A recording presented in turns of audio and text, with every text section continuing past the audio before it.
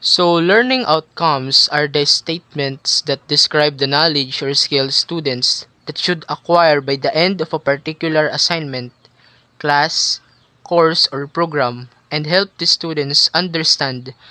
They focus on the context and the potential applications and knowledge and skills. It helps the students to connect learning in various contexts and help to guide the assessment and evaluation. So, the learning outcomes are the descriptions of the specific knowledge, skills, or expertise that the learner will get from the learning activity, such as the training session, seminar, or program. So, the learning outcomes are the measurable achievements that the learner will be able to understand after the learning is complete, which it helps the learners to understand the importance of the information and what they will gain from their engagement with the learning activity.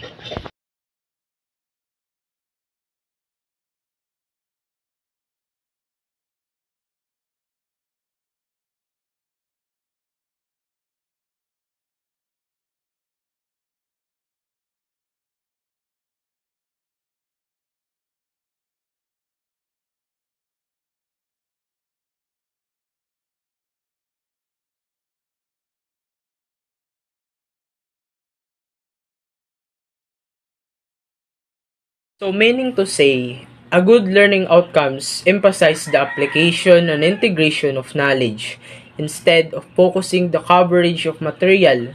The learning outcomes articulate on how the students will be able to employ the material both in the context of the class and more broadly.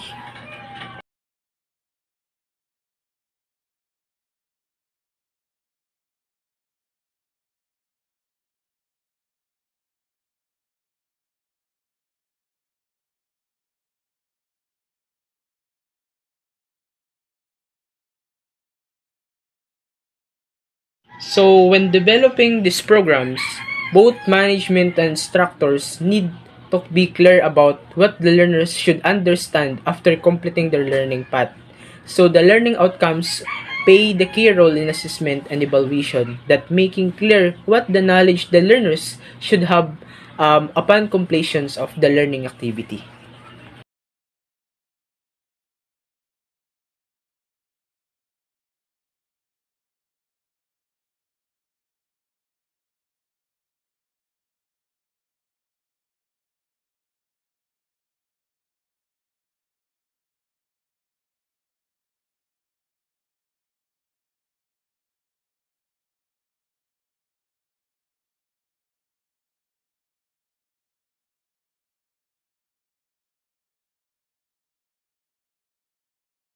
So, the most useful learning outcomes includes a verb that describe an observable action, a description of what the learner will be able to do and under which conditions that they will be able to do it, and the performance level that they should be able to reach.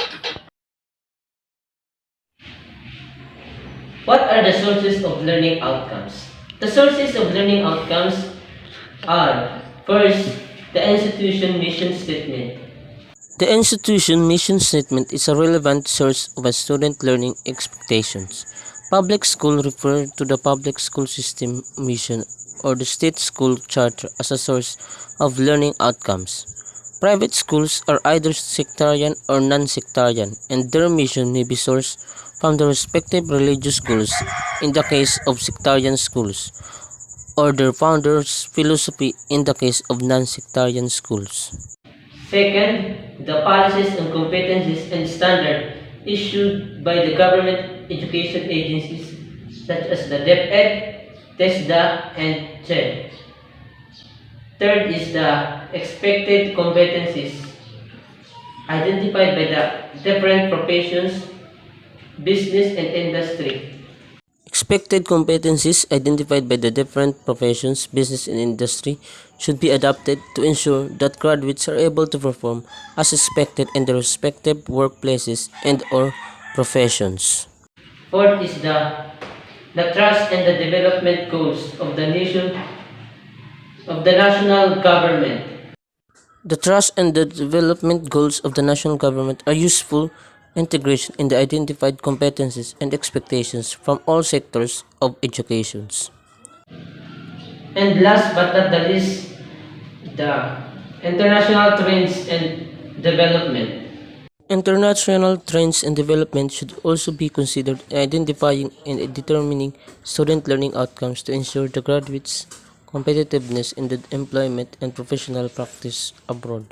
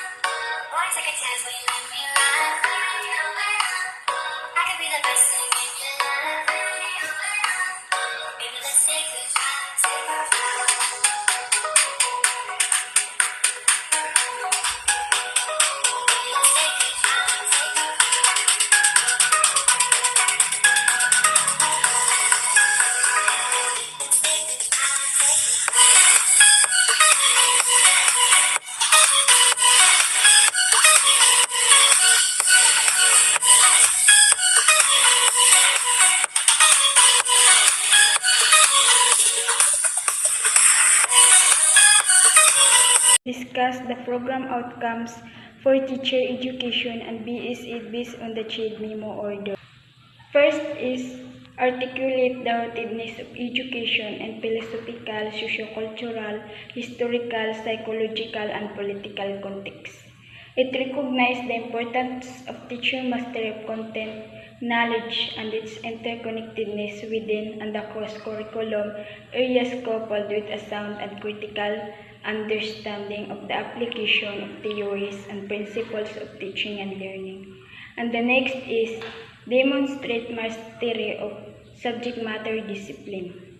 It recognizes the importance of teaching master of content, knowledge, and its interconnectedness with and across curriculum areas. And the next is facilitate learning using a wide range of teaching methodologies and delivery modes appropriate to specific learners and their environments.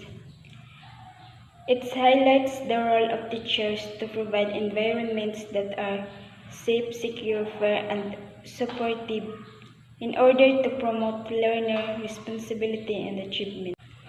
And the next is develop innovative curricula, instructional plans, teaching approaches, and resources for diverse learners.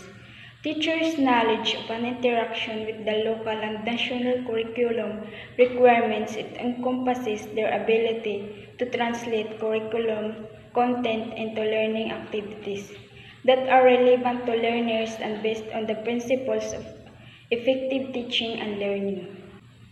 The lesson sequence and associated programs should be contextually relevant, responsive to learners' needs, and incorporate a range of teaching and learning resources. The next is applying the development and utilization of ICT to promote quality, relevant, and sustainable educational practice. Promote effective strategies in the positive use of ICT to facilitate the teaching and learning process and also their proficiency on the innate skills in the use of technology strategies to promote learning outcomes.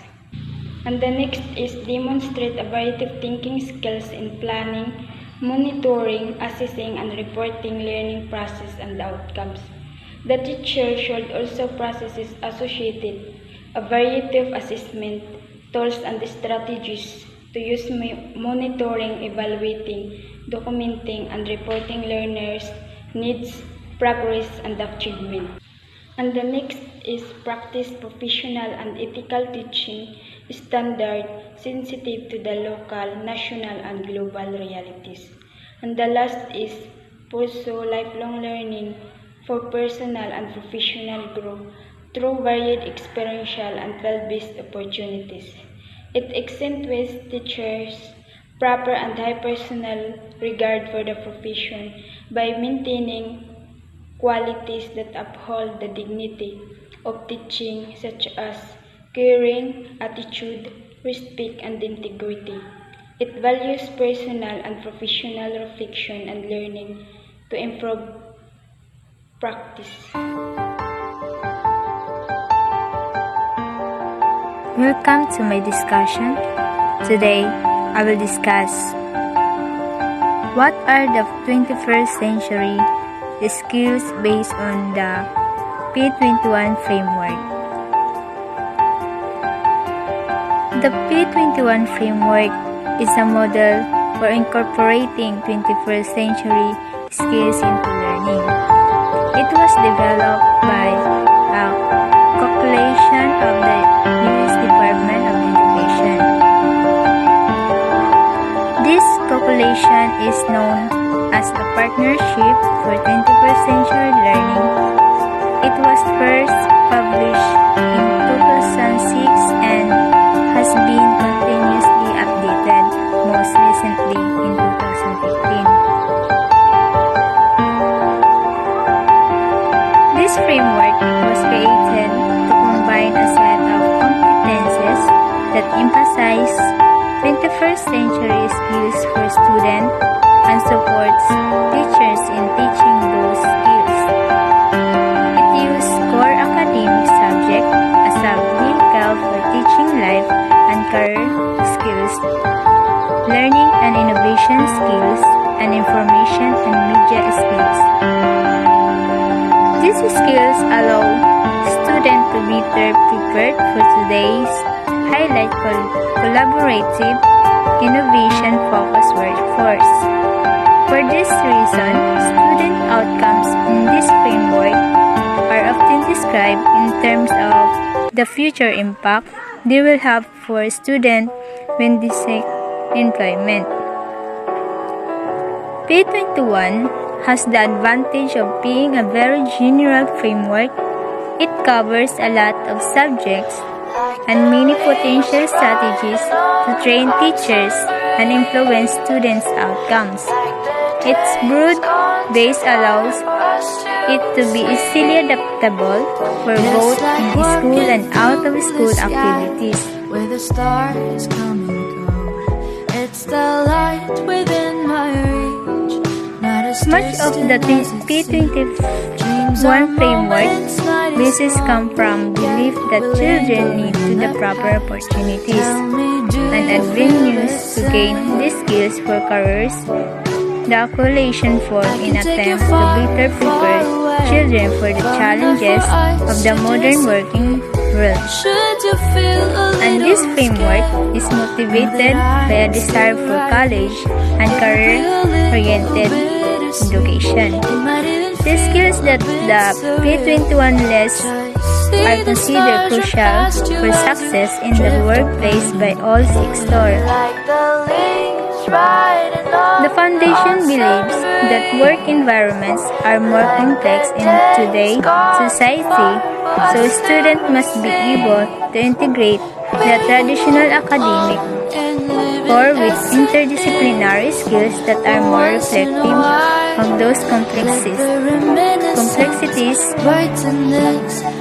They will gain these skills by integrating core content and interdisciplinary themes and engaging in activities that promote creativity, critical thinking, communication, and collaboration that P21 research base foresees.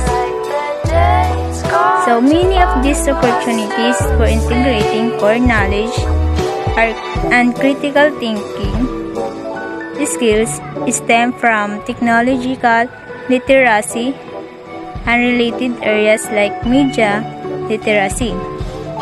These literacies are translated into a list of competences that students should master by the time they leave school. Good morning, everyone. So this is the continuation about the question of discuss the Philippine Professional Standard for Teacher. So the Philippine Professional Standard for Teacher was developed after major consultation with key stakeholders, particularly the senior official of the Department of Education. The wide consultation emphasized the retaking of the national competency. Wide consultation emphasized the retaking of the national competency-based teacher standard because of changes brought about the various national and global frameworks such as K-12 reform and Asian integration, as well as globalization and the changing character of the 21st century learners. So this is the question and answer of the Philippine Professional Standard for Teachers. First question is, does the Philippine Professional Standards reflect national competency-based teacher standards? Second question is, why do we need the Philippine Professional Standard for teachers? So, internationally, the teacher quality is a framework for teacher quality and the teacher development. Among others, the Philippine Professional Standard for Teacher can be used in first is endorsing programs for initial teacher education. Second is registering and accrediting teachers. Third, raising and the quality of professional learning. Fourth is identify and recognizing exemplary high-level practice. And fifth is developing level standards for leadership. Third question is, why focus on teacher quality? So, evidence show that good teachers are vital to raising student achievement. Quality learning is contingent upon quality teaching. Hence, enhancing teacher quality becomes of utmost importance for long-term and sustainable nation building. Fourth question is, why are career stage important? So, the description of a standard in the Philippine Professional Standard for Teacher, the indicators at different career provides a framework for the teacher development continuum. Anchored on the principle of lifelong learning, the Philippine Professional Standard for Teacher recognizes the significance of a standard framework that articulates developmental progression as a teacher development, refine their practice, and respond to complexities and educational reforms.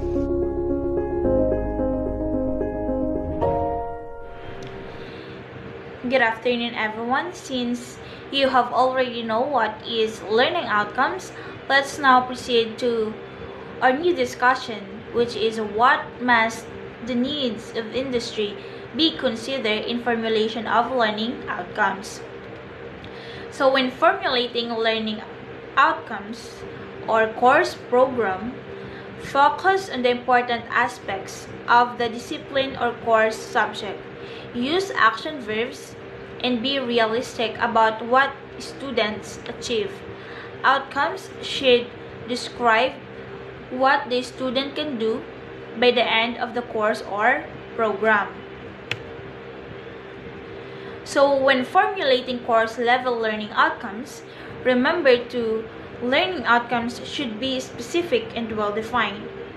When developing a list of student learning outcomes, it is important that the statement be specific and well defined. Outcomes should explain in clear and concise terms the specific skills students should be able to demonstrate, produce, and know as a result of the program's curriculum. They should be exclude the greatest number of possible alternatives so that they can be measured. Another one is learning outcomes should be realistic. It is important to make sure that outcomes are attainable. Outcomes need to be reviewed in light of a student's ability, developmental levels, their initial skill sets, and the time available to attain these skill sets. They should also be in line with what is being thought. Another is learning outcomes should be framed in terms of the program instead of specific classes that the program offers. Learning outcomes should address programs, goals, and not specific course goals since assessment at the university is program focused. Also, there should be a sufficient number of learning outcomes. You should include between 3 to 5 learning outcomes in your assessment plan. Fewer than 3 will not give you adequate information to make improvements. More than 5 may be too complicated to assess. It is important to note that not all programs will assess all learning outcomes in all classes. The program may choose to focus on 1 or 2 per class. Another one is learning outcomes should align with program's curriculum. The outcomes developed in your plan need to be consistent with the curriculum goals of the program in which they are taught. This is critical in the interpretation of your assessment result in terms of where changes in instruction should be made. Using curriculum mapping is one of the ways to ensure that learning outcomes align with the curriculum. A curriculum map is a matrix in which learning outcomes are plotted against a specific group or courses. Learning outcomes are listed in the rows and course in the columns. This matrix will help clarify the relationship between what you are assessing at the program level and what you are teaching in your courses. Also, learning outcomes should focus on learning products and not the learning process. Learning outcomes should be stated in terms of expected student performance and not on what faculty intended to do during instruction. The focus should be on the student and what they should be able to demonstrate or produce upon completion of the program. For example, the learning outcome introduces mathematical applications is not appropriate because its focus is on instruction and not on the result of instruction. And that is the end of my discussion. Thank you. Good day everyone. I am here to discuss to you about the characteristics of good learning outcomes. What are the characteristics of good learning outcomes? Good learning outcomes focus on the application and integration of the knowledge and skills acquired in a particular unit of instruction, for example, activities, course program, etc., and emerge from a process of reflection on the essential contents of a course. More specifically, good learning outcomes are very specific and use active language and verbs in particular that make expectations clear, and this informs students of the standards by which they will be assessed and ensures that students and instructor goals in the course are aligned. Where possible, avoid terms like understand, demonstrate, or discuss that can be interpreted in many ways. Good learning outcomes should be flexible.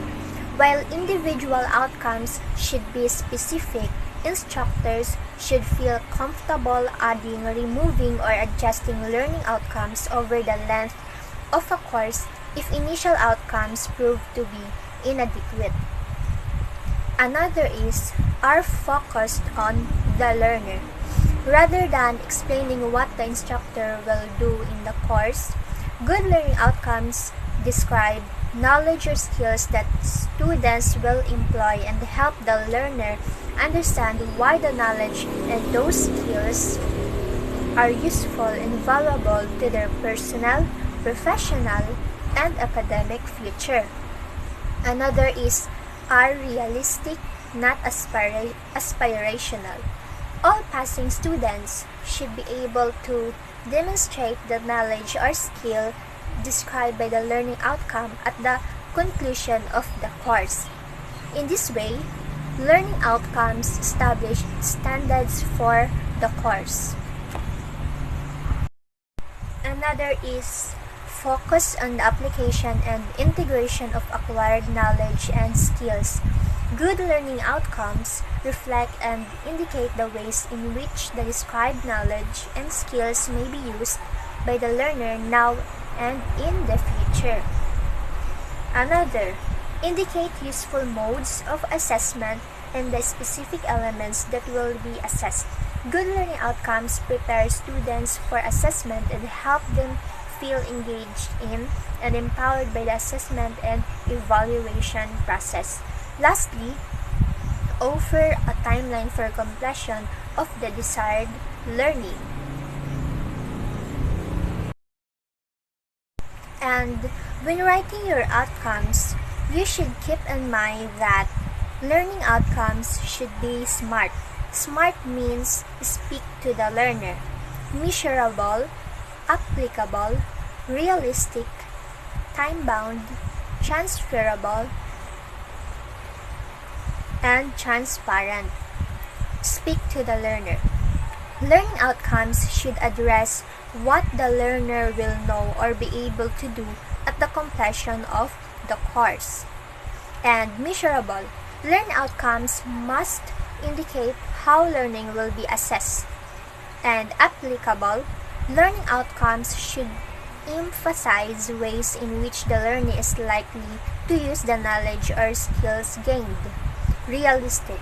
All learners who complete the activity or course satisfactorily should be able to demonstrate the knowledge or skills addressed in the outcome.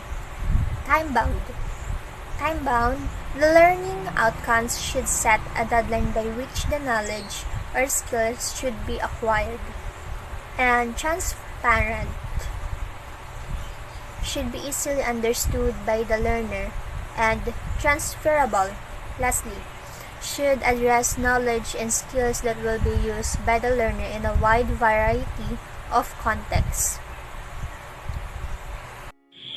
I will be discussing about the revised Bloom's taxonomy, Bloom's and Anderson's taxonomy of objectives, Fink's taxonomy for significant learning, Marzano-McTighe and Wiggins-Biggs.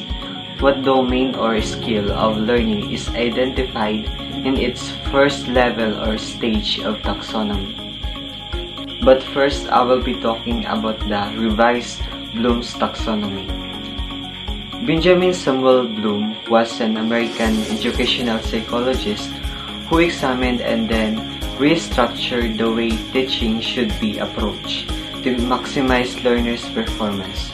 His book, The Taxonomy of Educational Objectives, The Classification of Educational Goals, set out a series of learning objectives that became known as Bloom's taxonomy. The word taxonomy means classifications or structures. It continues to impact the way educational curricula are structured to this day.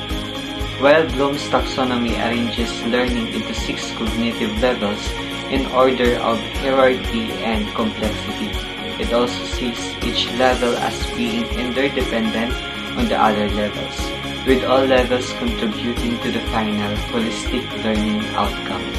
This is why, while Bloom's taxonomy is traditionally rendered as a pyramid or even an inverted pyramid, it also rendered in other forms that place more emphasis on the interdependence of the levels. The first level in revised Bloom's taxonomy is remembering. Can the learner recall or remember the information? Level 2, understanding. Can the learner explain ideas or concepts? Level 3, applying. Can the learner use information in a new way? Level 4, analyzing. can the learner distinguish between different parts? Level 5, evaluating.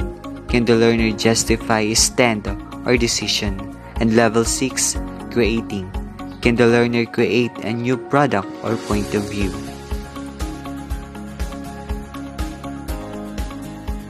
The interdependence of Bloom's different learning levels can be articulated through logic. Before we can understand a concept, we must be able to remember it. Before we can apply the concept, we must be able to understand it. Before we analyze it, we must be able to apply it. Before we can evaluate its impact, we must have analyzed it.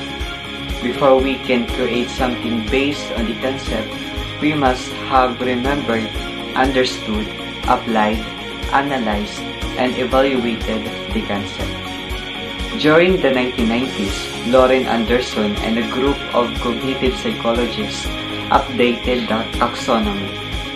The revisions they made appear fairly minor, however, they do have significant impact on how people use the taxonomy. The changes can be divided into 3 categories: the terminology, structure, and emphasis. Changes to terminology. The first thing most people recognize is the different terminology. The revised version changes the names of each of the 6 levels. For example, the lowest level of the original, knowledge, was renamed and classified as remembering. The top 2 levels are essentially swapped from the old to the new version. This revised taxonomy moves the evaluation stage down a level, and the highest element becomes creating. Changes in emphasis. The revision emphasizes the use of taxonomy as a tool for alignment of curriculum planning, instructional delivery, and assessment. Additionally, the revision is aimed at a broader audience. The original taxonomy was viewed as a tool best applied in the younger grades at school. The revised version is more universal and easily applicable at elementary, secondary, as well as adult training. The next topic that I will be discussing is about the Fink's taxonomy. Fink's taxonomy is known as the taxonomy of significant learning. In his book, Creating Significant Learning Experiences, D. Fink defined learning in terms of change. He believes in order for learning to occur, there has to be some kind of change in the learner.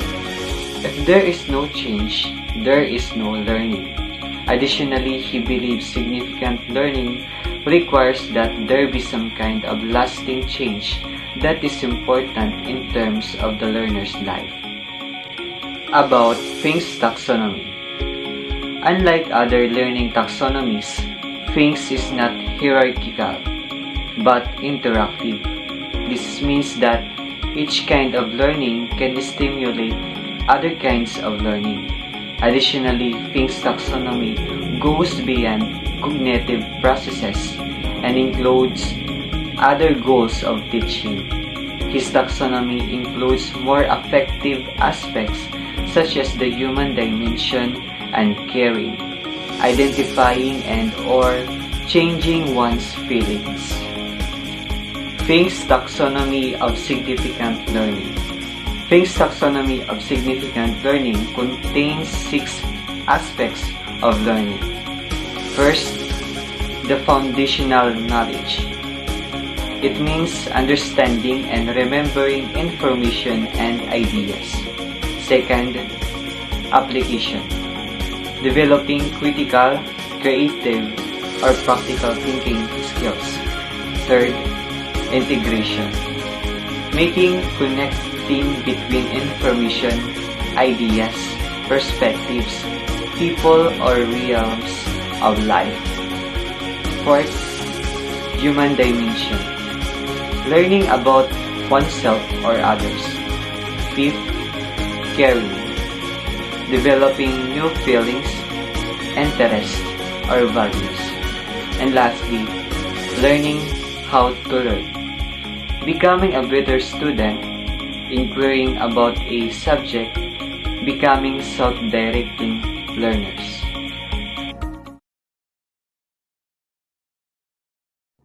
The first domain or stage identified at the first level of taxonomy is cognitive domain. So this domain is focused on intellectual skills such as critical thinking, problem solving, and creating a knowledge based. It was the first domain created by the original group of Bloom's researchers. The cognitive hierarchy spans from simple memorization designed to build the knowledge of learners to creating something new based on previously learned information. In this domain, learners are expected to progress linearly through the hierarchy, beginning at remember and ending at create. When writing your own learning outcomes, we encourage you to choose verb that best remember. You might consider define, identify, list, recall, recognize, match, etc. A search for Bloom's verbs will provide list of synonyms to use. Cognitive hierarchy. The first is remember. Sample learning outcome. Remember the names and relationships of a cast of characters in a play. And then a sample assessment or activity. As a multiple choice test designed to test the memory of learners. Then the rationale. A multiple choice test will allow educators to see whether students have effectively memorized the given material. The next hierarchy is understand. Under understand is the sample learning outcome. Understand and explain the main ideas of a play or piece of literature. Next is sample assessment or activity. Write a short paper summarizing the plot and most important events in the play. The rationale. Writing a summary encourages learners to think about what the most important parts of a piece of literature are, and to decide which aspects of the plot to discard in favor of a concise summary. It allows educators to evaluate whether or not they have understood the main idea of the play. And then the fourth hierarchy of this cognitive is apply. Sample learning outcome. Apply the main ideas or themes in the play to another context. Then the sample assessment or activity. Write an advice column responding to one of their characters. The rationale. In doing this assignment, learners will consider the implications of a character's actions outside of the consequences shown in the play. And then the fifth is analyze. The sample learning outcome. Be able to analyze the relative roles of each character in the play and the relationship to each other. Next is sample assessment or activity. Write an analytical paper comparing the antagonist and protagonist of the play. The rationale. Through this assignment, as learners consider what makes each character an antagonist or a protagonist. They need to use both their knowledge of the play and critical thinking skills. Then evaluate. Another hierarchy of cognitive. Sample learning outcome. Evaluate the decisions of characters in the play and support your evaluation work. Textual evidence. Then the sample assessment or activity. Write a response to one of the events in the play or other supporting or rejecting their actions on the basis of evidence from the play as well as personal opinion and project or actual consequences of action. The rationale. Through this assignment, learners will consider the rationale and consequences for actions in the play, leading them to understand and make judgments about the validity of a character's decision making. And then create. The last hierarchy of this cognitive. The sample learning outcome. Create a new and unique piece of writing using similar plot devices. Then, the sample assessment or activity. Creates a short story using similar plot devices in a new time or setting. The rationale. Through this activity, learner must integrate the plot devices and writing techniques into a new setting, allowing them to practice their creative writing and skill, and showing their full understanding of the writer's techniques. That's all.